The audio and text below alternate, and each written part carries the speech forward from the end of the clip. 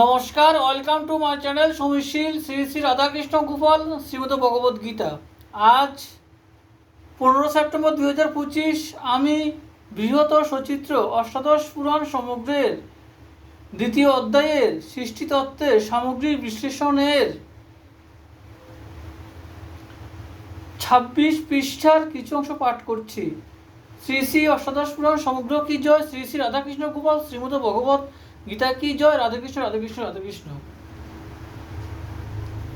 তিনি চোখ মেলে চেয়ে দেখলেন বিস্তীর্ণ শূন্যলোক। তারপর তিনি রজগুণে উদ্রিক্ত হয়ে বায়ুরূপ ধারণ করে সেই বিস্তীর্ণ জলরাশির উপর জোনাকির মতো বিচরণ করতে লাগলেন। এভাবে বিচরণ করতে করতে তিনি পৃথিবীতে সৃষ্টির পুনঃপ্রতিষ্ঠার উপায় অন্বেষণে রত হলেন।